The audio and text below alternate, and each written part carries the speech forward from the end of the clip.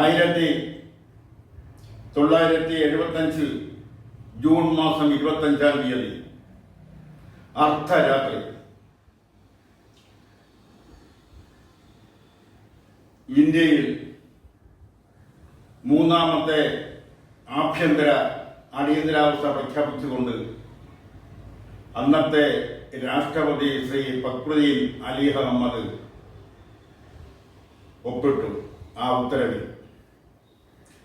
അപ്പോൾ രണ്ട് ആഭ്യന്തര അടിയന്തരാവസ്ഥ ഇന്ത്യയിൽ നിലവിലുണ്ട്, അത് പിൻവലിച്ചിട്ടില്ലായിരുന്നു. ഒന്ന് 1962 ചൈന ഇന്ത്യ യുദ്ധ സമയത്ത്, അന്ന് അടിയന്തരാവസ്ഥ പ്രഖ്യാപിക്കുമ്പോൾ പ്രധാനമന്ത്രി ശ്രീ ജവഹർലാൽ നെഹ്റു ആയിരുന്നു. രണ്ടാമത് അടിയന്തരാവസ്ഥ പ്രഖ്യാപിച്ചത് പാകിസ്ഥാൻ യുദ്ധ സമയത്താണ്. അന്ന് ഇന്ത്യയുടെ പ്രധാനമന്ത്രി ശ്രീമതി ഇന്ദിരാഗാന്ധി ആയിരുന്നു. മൂന്നാമത് അടിയന്തരാവസ്ഥ പ്രഖ്യാപിച്ചപ്പോഴും അടിയന്തരാവസ്ഥ പ്രഖ്യാപിച്ചുകൊണ്ടുള്ള ഉത്തരവിൽ രാഷ്ട്രപതി ഒപ്പിടുമ്പോഴും ഇന്ത്യയുടെ പ്രധാനമന്ത്രി ശ്രീമതി ഇന്ദിരാഗാന്ധി തന്നെയായിരുന്നു. എന്തിനായിരുന്നു മൂന്നാമത് ഇന്ത്യയിൽ ഒരു ആഭ്യന്തര അടിയന്തരാവസ്ഥ പ്രഖ്യാപിച്ചത്? അതും അർദ്ധരാത്രി ഇന്ത്യയിലെ കോടിക്കണക്കിന് ജനങ്ങൾ ഉറങ്ങിക്കിടക്കുമ്പോൾ എന്തിനാണ് പ്രഖ്യാപിച്ചത്? അതിലേക്ക് വിശദമായി കടക്കുന്നതിനുള്ള സമയക്കുറവ് മൂലം വളരെ ചുരുക്കി മാത്രമേ പറയാൻ ഉദ്ദേശിക്കുന്നുള്ളൂ. ഇന്ദിരാഗാന്ധിയുടെ എതിർ സ്ഥാനാർത്ഥിയായിരുന്ന റൈബ്രേലിയിലെ ലോക്സഭാ മണ്ഡലത്തിൽ നിന്നും ഇന്ദിരാഗാന്ധി മത്സരിച്ചപ്പോൾ അവരുടെ എതിർ സ്ഥാനാർത്ഥി രാജ് നാരായണനായിരുന്നു. ഇന്ദിരാഗാന്ധി ജയിച്ച് പ്രധാനമന്ത്രിയായി അധികാരത്തിൽ വന്നെങ്കിലും രാജനാരായണൻ ഇന്ദിരാഗാന്ധിയുടെ വിജയത്തെ ചോദ്യം ചെയ്തുകൊണ്ട് തെരഞ്ഞെടുപ്പ് ഹർജി നൽകി അലഹാബാദ് ഹൈക്കോടതി. അലഹാബാദ് ഹൈക്കോടതി ഇന്ദിരാഗാന്ധിയുടെ തെരഞ്ഞെടുപ്പ് വിജയം അസാധുവാക്കിക്കൊണ്ടുള്ള ഉത്തരവ് വന്നു, വിധി പ്രസ്താവിച്ചു. അതോടെ ശ്രീമതി ഇന്ദിരാഗാന്ധിക്ക് പ്രധാനമന്ത്രിയായിരുന്ന ഇന്ദിരാഗാന്ധിക്ക് ലോക്സഭാ അംഗത്വം നഷ്ടപ്പെട്ടു. അതോടെ അവരുടെ രാഷ്ട്രീയ നിലനിൽപ്പ് ചോദ്യം ചെയ്യാൻ തുടങ്ങി. അവർക്ക് നിലനിൽപ്പില്ലാത്ത ഒരു സാഹചര്യം സംജാതമായി. അവർ സുപ്രീം കോടതിയിൽ അപ്പീൽ കൊടുത്തു. ആ അപ്പീൽ ചെന്നെത്തിയത് മലയാളിയും കേരളത്തിലെ പ്രഥമ മന്ത്രിസഭയിലെ നിയമ വകുപ്പ് മന്ത്രിയുമായിരുന്ന ശ്രീ വി ആർ കൃഷ്ണയുടെ പക്കലാണ്, ജസ്റ്റിസ് വി ആർ കൃഷ്ണയ്യ. ആ വി ആർ കൃഷ്ണയ്യയുടെ സുപ്രധാനമായ ഒരു വിധിയുണ്ട്. ആ തെരഞ്ഞെടുപ്പ് ഹർജി അപ്പീൽ സ്വീകരിച്ചുകൊണ്ട് ഇന്ദിരാഗാന്ധിക്ക് പ്രധാനമന്ത്രിയായി തുടരുന്നതിൽ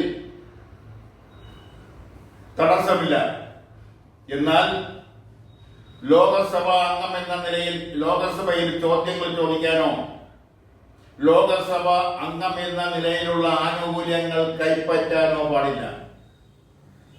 ഒരുപക്ഷെ ഈ ഒരു സുപ്രധാന വിധിയായിരിക്കാം ഇന്ദിരാഗാന്ധിക്ക് ഇന്ത്യയിൽ ഒരു ആഭ്യന്തര അടിയന്തരാവസ്ഥ പ്രഖ്യാപിക്കാൻ ലഭിച്ച ധൈര്യം.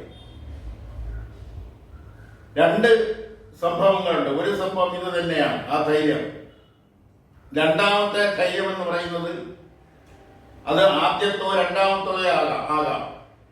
സോവിയറ്റ് റഷ്യയുടെ പിന്തുണ, അത് ആരും ചർച്ച ചെയ്യപ്പെടാതെ പോയ ഒരു കാര്യമാണ്. ഇന്നും അടിയന്തരാവസ്ഥയുടെ 50-ാം വാർഷികം ആഘോഷിക്കുന്ന ഈ കാലഘട്ടത്തിലും സോവിയറ്റ് റഷ്യയുടെ പിന്തുണ ശ്രീമതി ഇന്ദിരാഗാന്ധിക്ക് ഉണ്ടായിരുന്നത് കൊണ്ടാണ് അവർക്ക് ആഭ്യന്തര അടിയന്തരാവസ്ഥ പ്രഖ്യാപിക്കാനുണ്ടായ ധൈര്യം കൈവന്നതെന്നുള്ള വസ്തുത ഇന്നും ചർച്ച ചെയ്യപ്പെടാതെ നിൽക്കുകയാണ്. അങ്ങനെയാണ് സോവിയറ്റ് റഷ്യയുടെ പിന്തുണ ശ്രീമതി ഗാന്ധിക്ക് ഉള്ളത് കൊണ്ടാണ് അന്ന് ഇന്ത്യൻ കമ്മ്യൂണിസ്റ്റ് പാർട്ടി അടിയന്തരാവസ്ഥയ്ക്ക് അനുകൂലമായ നിലപാട് സ്വീകരിച്ചത്. അന്ന് കേരളത്തിന്റെ മുഖ്യമന്ത്രി CPIയുടെ നേതാവ് ശ്രീ C. അച്യുത മേനോനായിരുന്നു. TV തോമസും MN ഗോവിന്ദൻ നായർ അടക്കമുള്ള കമ്മ്യൂണിസ്റ്റ് നേതാക്കൾ അന്ന് കേരളത്തിന്റെ ഭരണ സമിതിയിൽ മന്ത്രിസഭയിൽ അംഗങ്ങളായിരുന്നു.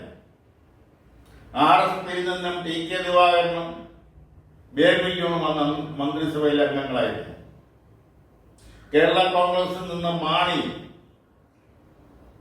അടിയന്തരാവസ്ഥ ഒരു വർഷത്തോളം ആകുന്നതിന് മുമ്പ് തന്നെ ജയിലിൽ നിന്നും R. ബാലകൃഷ്ണനുള്ള മന്ത്രിയായി സത്യപ്രതിജ്ഞ ചെയ്ത അസാധാരണ സംഭവം ഉണ്ടായി.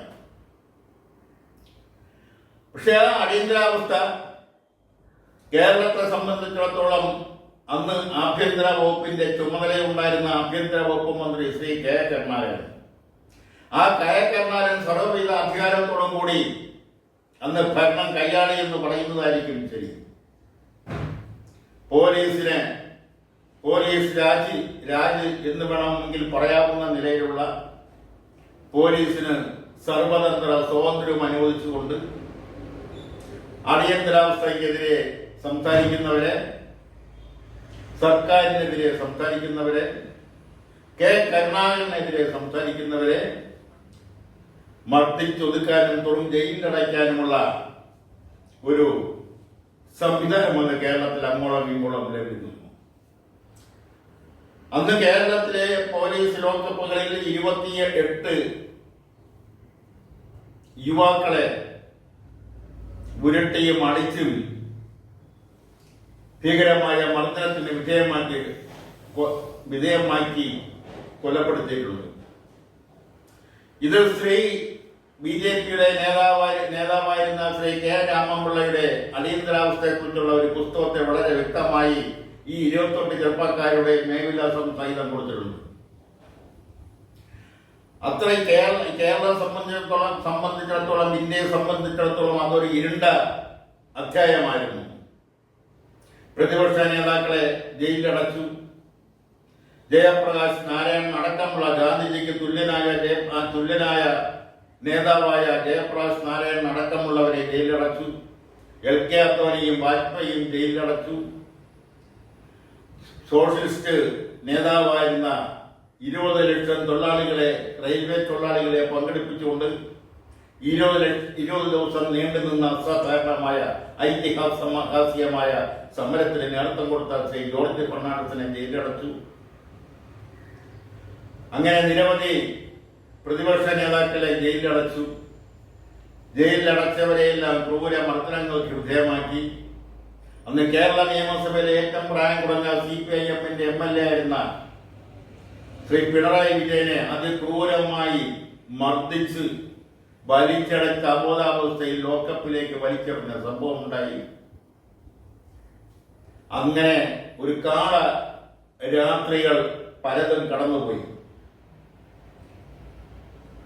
അങ്ങനെയുള്ള ഒരു കാലത്തെക്കുറിച്ച്, അങ്ങനെയുള്ള ഒരു അസാധാരണ സാഹചര്യത്തെക്കുറിച്ച് ഇന്നത്തെ പൊതുപ്രവർത്തകർക്ക് ഒരുപക്ഷെ പറഞ്ഞാൽ അത് എത്രത്തോളം മനസ്സിലാവും, എത്രത്തോളം ഉൾക്കൊള്ളാൻ കഴിയുമെന്നതിനെ കുറിച്ച് അറിയില്ല. അങ്ങനെ ഒരു കാലഘട്ടം 50 വർഷങ്ങൾക്ക് മുമ്പ് ഇന്ത്യയിൽ നിലനിന്നിരുന്നു, കേരളത്തിൽ നിലനിന്നിരുന്നു. അന്നത്തെ ഭരണത്തിന്റെ ശീതളച്ചായയിൽ ആ എല്ലാ സുഖ സൗകര്യങ്ങളും ഓടുംകൂടി ജീവിതം ആസ്വദിച്ചവരാണ് അന്നത്തെ RSPയും CPIയുടെയും കേരള കോൺഗ്രസിന്റെയും ഒക്കെ നേതാക്കൾ. അന്ന് അടിയന്തരാവസ്ഥയ്ക്കെതിരെ ശക്തമായി രംഗത്ത് വന്നത്, അതിശക്തമായ സമരം നടത്തിയത് RSSകാരും നക്സലൈറ്റുകാരുമാണെന്ന് പറഞ്ഞാൽ അതൊരു സത്യം വിളിച്ചു പറഞ്ഞു എന്നുള്ള ഒരു വസ്തുത മാത്രമാണ്. CPIM സമരം ചെയ്തില്ല എന്നല്ല പറയുന്നത്, അവരും സമരരംഗത്തുണ്ടായിരുന്നു. പക്ഷെ ആദ്യ റൗണ്ടിൽ അവരുടെ പ്രധാനപ്പെട്ട നേതാക്കളെയെല്ലാം ജയിലിൽ അടച്ചപ്പോൾ രണ്ടാം നിരയിലുള്ള നേതാക്കളെല്ലാം ഉൾവലിയാണ് ചെയ്തത് എന്ന് പറയാതിരിക്കാൻ നിവർത്തിയില്ല. പിന്നെ അടിയന്തരാവസ്ഥയ്ക്കെതിരെ രംഗത്ത് വന്നത് CPIM-ന്റെ യുവജന സംഘടനയായ KSYF ആണ്, കേരള സോഷ്യലിസ്റ്റ് യുവജന ഫെഡറേഷൻ. അവരാണ് അടിയന്തരാവസ്ഥ പിൻവലിക്കുക അല്ലെങ്കിൽ അടിയന്തരാവസ്ഥ അറബിക്കടലിൽ തുടങ്ങിയ പോസ്റ്ററുകൾ എഴുതി ഒട്ടിച്ചത്. സിനിമാ തിയേറ്ററുകളിൽ സിനിമ വിടുമ്പോൾ അടിയന്തരാവസ്ഥ പിൻവലിക്കുക എന്നുള്ള മുദ്രാവാക്യം വിളിച്ചുകൊണ്ട് സിനിമാ തിയേറ്ററുകളിൽ നിന്നും എടുത്തുചാടി ഓടിയവർ KSYF-ന്റെ പ്രവർത്തകരാണ്. അവരോടൊപ്പം RSSന്റെ പ്രവർത്തകരുമുണ്ടായിരുന്നു. അതുകൊണ്ടാണ് അന്ന് RSSകാരും അവരോടൊപ്പം തന്നെ ചില എക്സൈറ്റ് ഗ്രൂപ്പിന്റെ പ്രവർത്തകരുണ്ടായിരുന്നു. അതുപോലെ തന്നെ ചില അന്നത്തെ ചില പ്രതിപക്ഷ കക്ഷികൾ, അവരിൽ പല നേതാക്കളും രാജഗോപാലനും അരങ്ങിൽ ശ്രീധരനും KG മാരാരും അടക്കമുള്ളവർ, രാജഗോപാൽ അടക്കമുള്ളവർ ജയിലിലടയ്ക്കപ്പെട്ടവരുടെ കൂട്ടത്തിലുള്ളവരാണ്. എന്തായാലും വളരെ ആ അടിയന്തരാവസ്ഥയെ തിക്തഫലങ്ങൾ അനുഭവിച്ചവർ, ഇന്ന് വളരെ പ്രായമായിട്ടുള്ളവർ ഇന്നും ജീവിച്ചിരിപ്പുണ്ട്. അവർക്കിപ്പോഴും അതൊരു പേടി സ്വപ്നമായിട്ട് മാത്രമേ കാണാൻ കഴിയൂ.